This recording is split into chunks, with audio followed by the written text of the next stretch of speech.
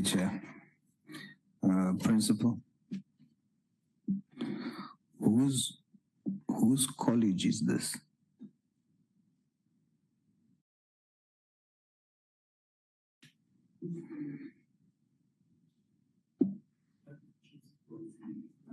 I want to answer.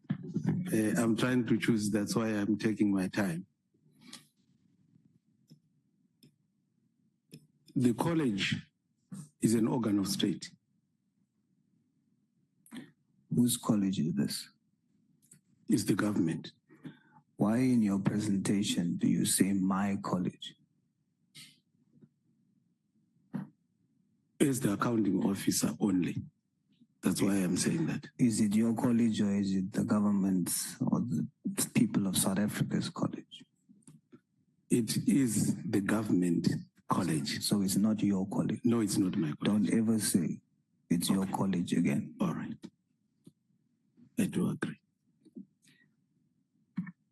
Where are you born? Where are you born?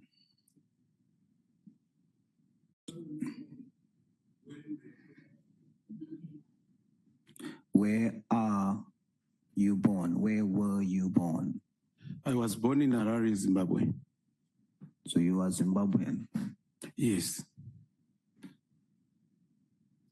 The position of principal of the college, is it a scarce skill? I don't know. I'll tell you, it's not. And you are occupying it. Where is your CFO born? Zimbabwe. So we have a principal of a college. We have the CFO of the same college, who are both not South Africans and are occupying positions that South Africans can occupy. You agree?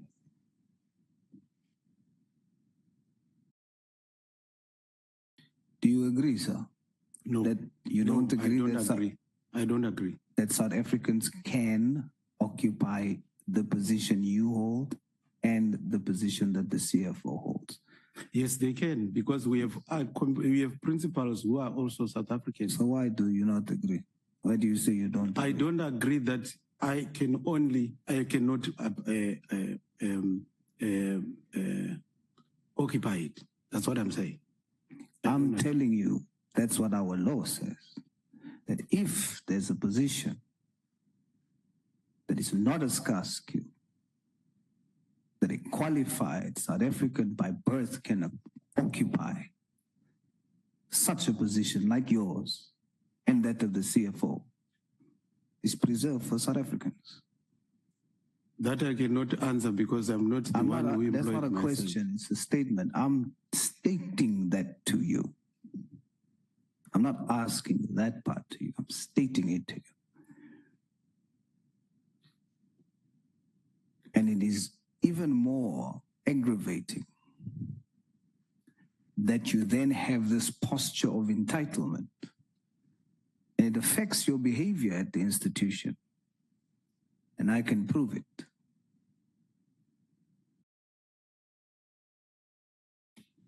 Is it true that the son of the chairperson of council is employed in your office? It's not true. Are you 100% sure? Yes. To give you another opportunity, is there anyone related to the chairperson of council that has been appointed by you at the college?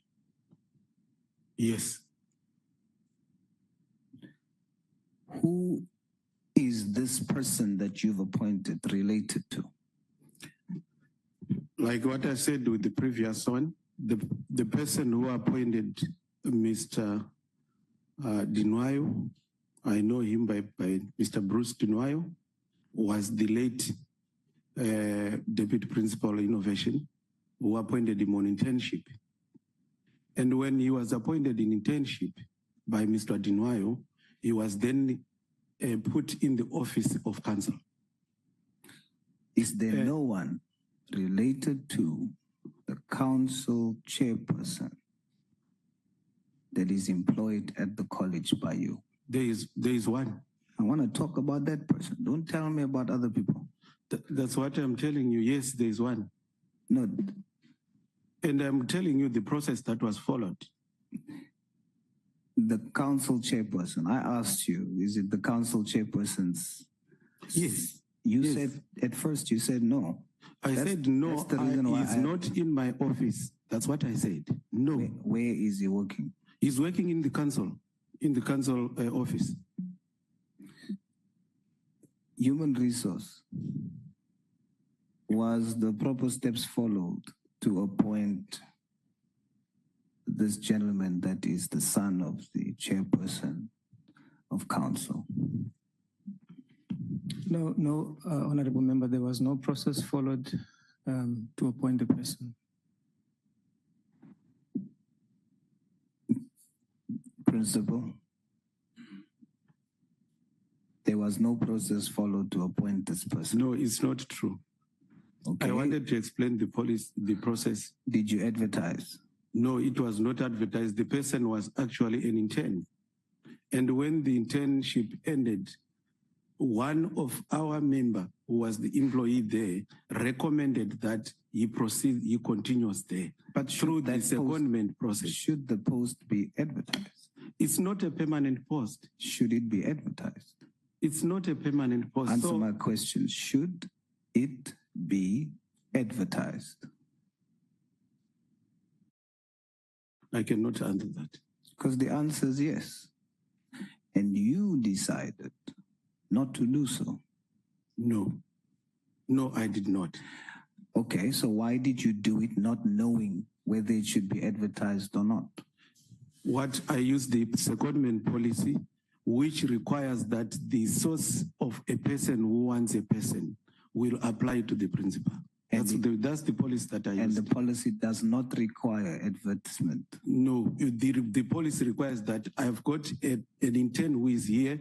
I recommend to the principal that can you second that person to this policy. You know what you will do? You'll do very well if you concede and take accountability when you have not followed due process, rather than us proving to you that that post requires advertisement. It is not a unilateral decision which just requires you to have a recommendation and then you decide it shall be so. I will do that. No, you haven't done it. And you are now conceding that you should have done it. Correct. I am not conceding. That's number one. Number two, you should not have done it. I did not use the recruitment policy. I used this. I know that, and that's what I'm saying. It's wrong. Are you saying you should not have done it? I just want you to state for the record, you should not have advertised that post. Is that what you're saying? Yes. When it comes to the secondment policy, I should not have, because it was not an initiative of me. It was a request that was done by the requester to say, I am working with this person as an intern. I'm therefore invoking the secondment policy, and I'm requesting that we retain the person. That was an incorrect process, because that would mean you're setting precedent that anybody that feels I want to recommend this person can go and say, I'm recommending this person, and then that person gets the job. That's what you're saying, essentially. And what the policy seeks to avoid is that type of behavior. But do you know why you act like that? You think it's your college. But I'm going to remind you, it's not. Even the position you're sitting in belongs to a South African. There's a South African qualified to occupy that position. Without jobs, South Africans are struggling. And then we have an attitude of entitlement for jobs that qualified South Africans needs to occupy. Let's talk about your transformation policy. How many foreign nationals are employed at the college? I don't know them. I don't know them. How many, what's your racial breakdown, your employment equity breakdown of the college? Off the cuff, I think it's about 0.3%. Off the cuff, yes. Because foreign nationals? Yes. How many colored South Africans are employed at your college? Off the cuff? Off the cuff, I think it's about 50-something%. How many white South Africans? Off the cuff, I think they're about 15 to 18%. How many Indian South Africans? I think they're about 2 to 3%. I'm going to need you to provide that to me. Mr. Boy?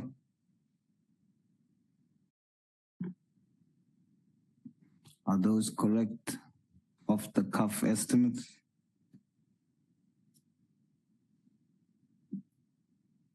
Chair, I really can't say the exact numbers, but in essence, the distribution is that we will have mostly colored females as the majority in terms of our employment statistics.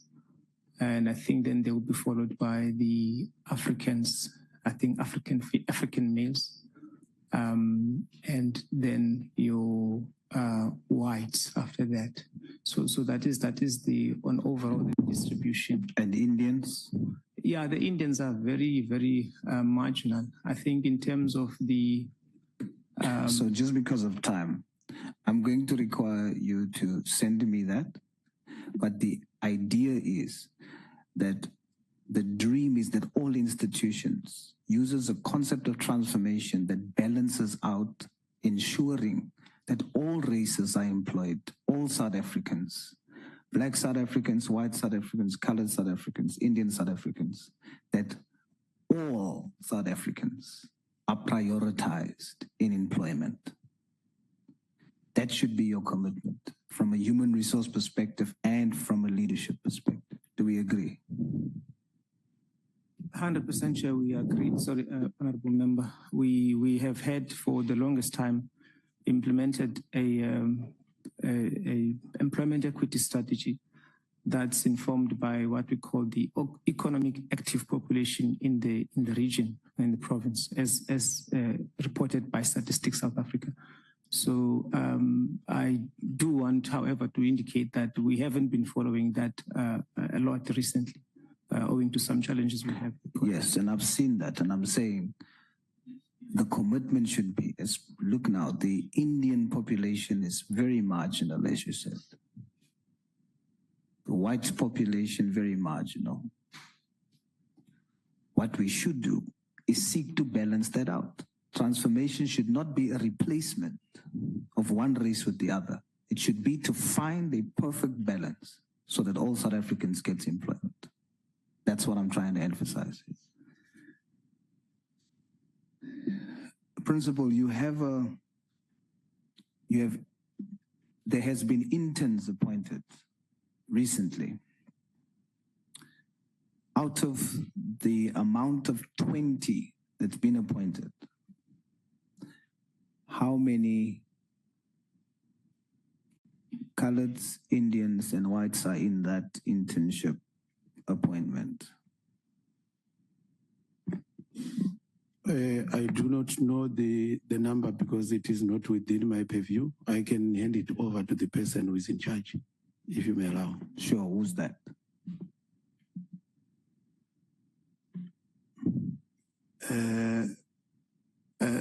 Chair, if this sitting permits, may I please forward that report to you? No, I have it. No, I'm requesting that I collect the stats and submit to your office. Well, I have it. So you have 20 interns, which is only Black Africans. There's 0 colored Africans, 0 Indian Africans, 0 white Africans.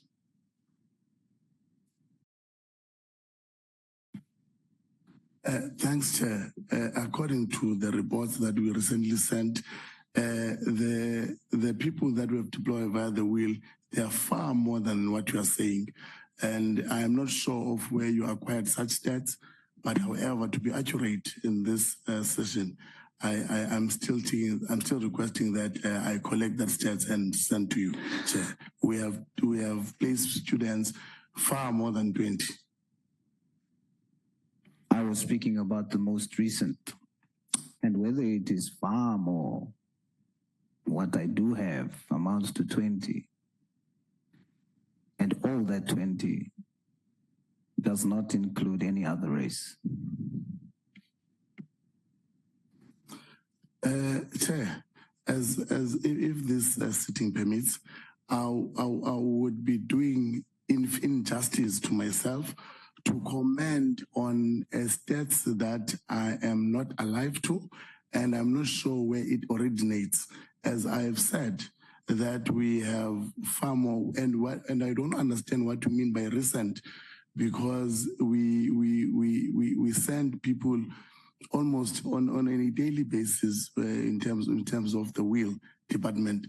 So if this house permits, Chair, as I've said, I'm not sure of where you're getting your stats, and in terms of numbers, I am most certain that your stats is inaccurate. Thank you, Chair. Seeing that you are very certain about the stats, then you can tell me, out of the many, how many colored South Africans, Indian South Africans, and white South Africans do you have? So please tell me with certainty. Thank you very much, Chair.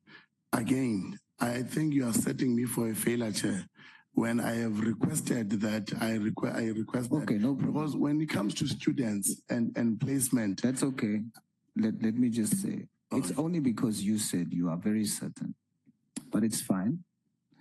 It would have been wiser for you to comment now, because setting it back is going to have me provide to you what I have. You will not be able to dispute it, but I'll grant that to you. I'll skip this, and we will provide you with what we have. We'll compare with what you have, and then you give me the information. Honorable Principal.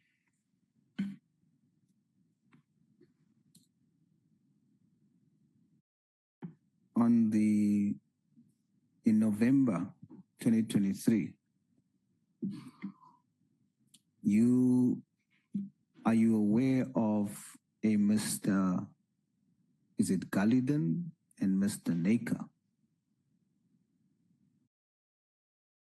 Are you aware of those 2 employees?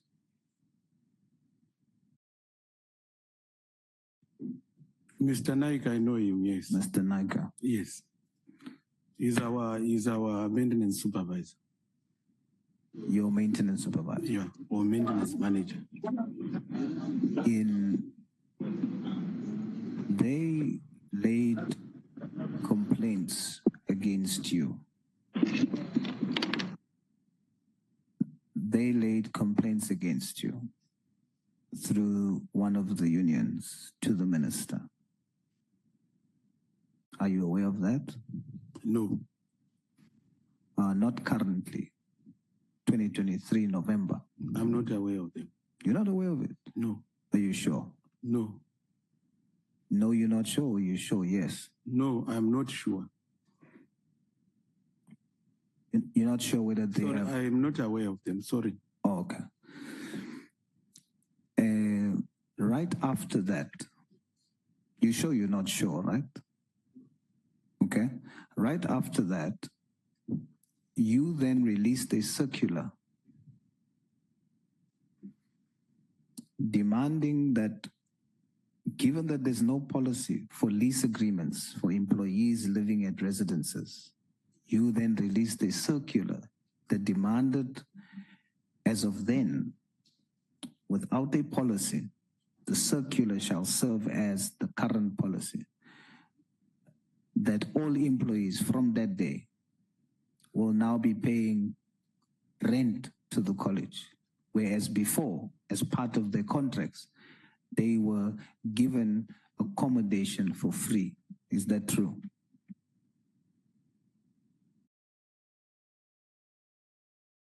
Please switch on it.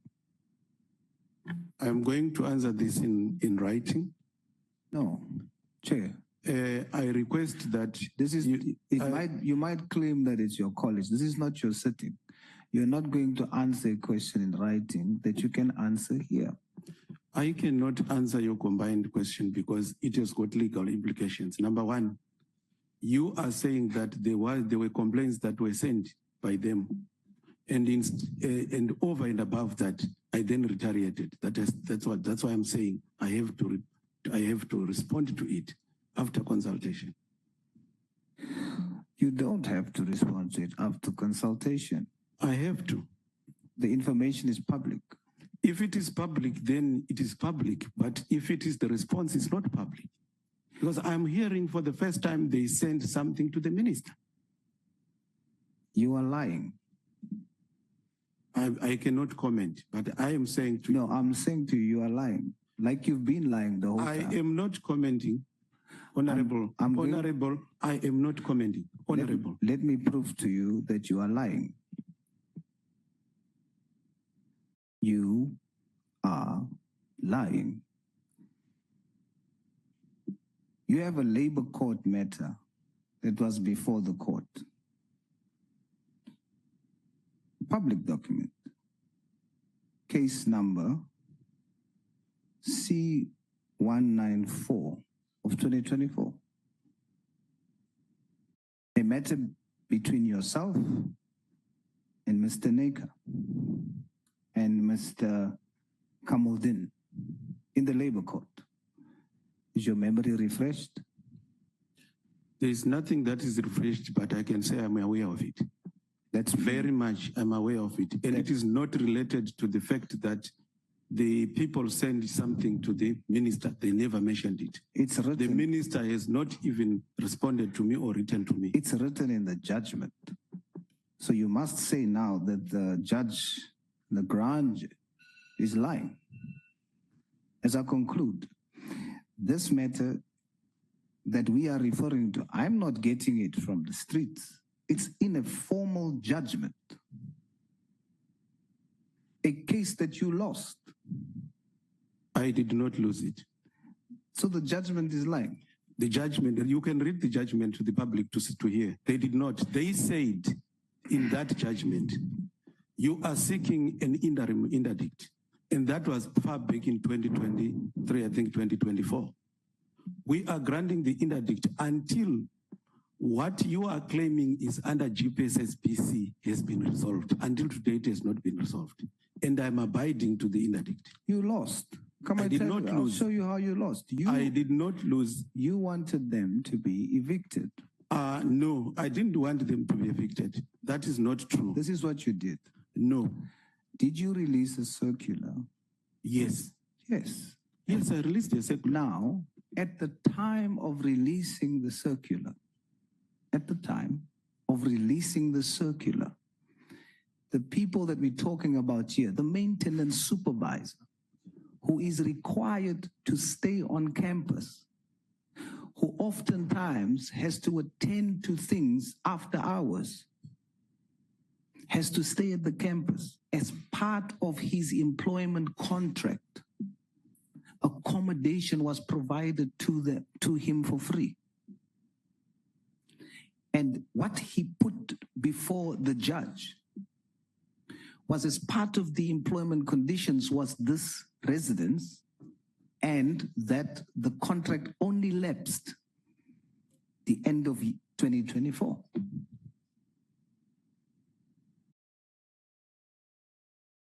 Yet you gave a circular. There's no policy. There was nothing you could refer to for what you are about to implement. Nothing. There was no policy. You decided on your own, because it's your college,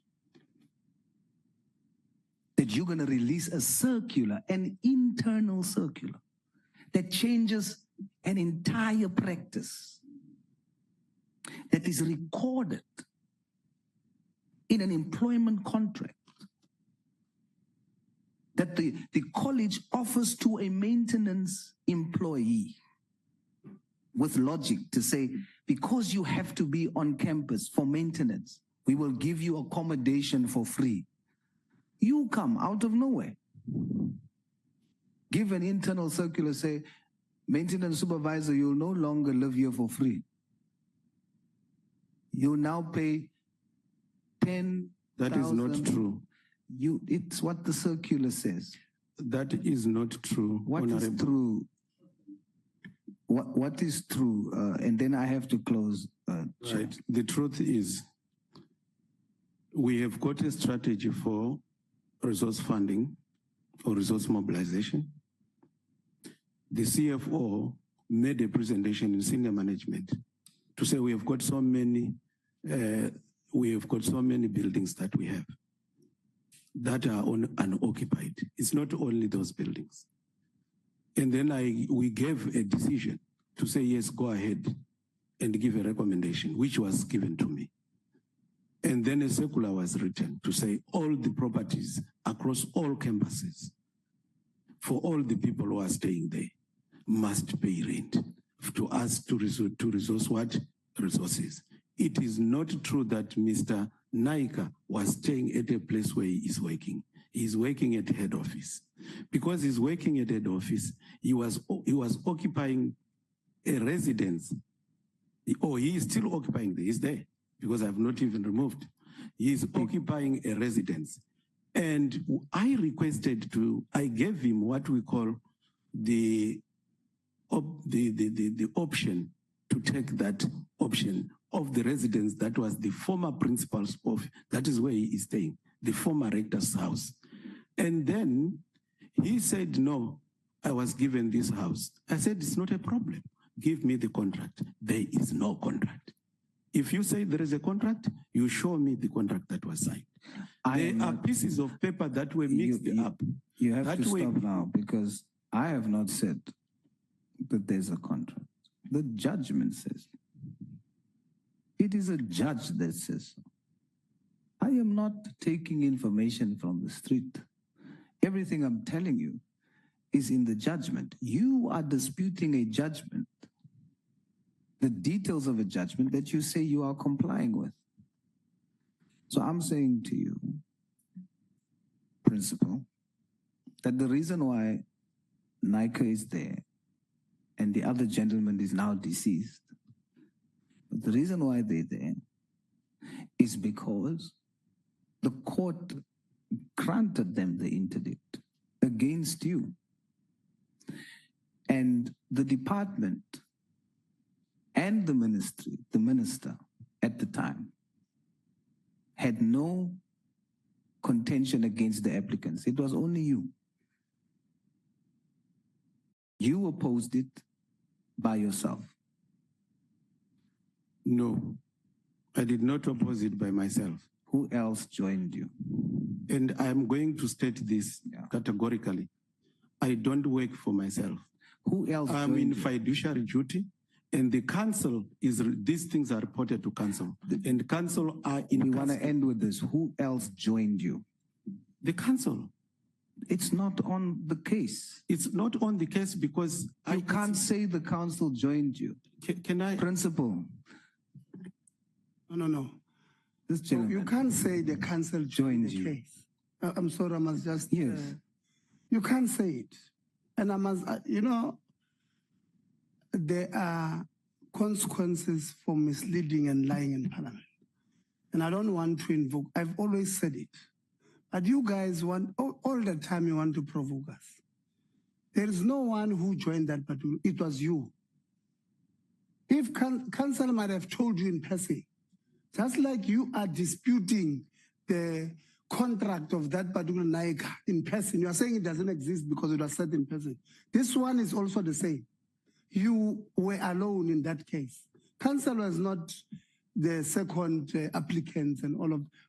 When you say we were together, it will say first applicant, second applicant, third applicant, and then first respondent, second respondent, third respondent, and so forth. So you don't say, because I was called by Honorable Souls as the chairperson, I was there with the committee joined me. It's not, it will be me doing it. So let's not play around.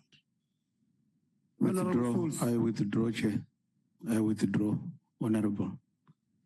Thank you for withdrawing. So you are saying that it was you alone? In that definition, yes, it was me who was appearing on that. Because you are the one who's making the decisions. And I close with this statement. It is because in your mind, psychologically, that's why you can put it on formal presentations to this committee and call this college my college. Therefore, you behave as if you are the owner of this college. I want to remind you, you are not the owner of this college. And we are going to come to the college, as the chair has said. And all these things that you are claiming is not happening, principal,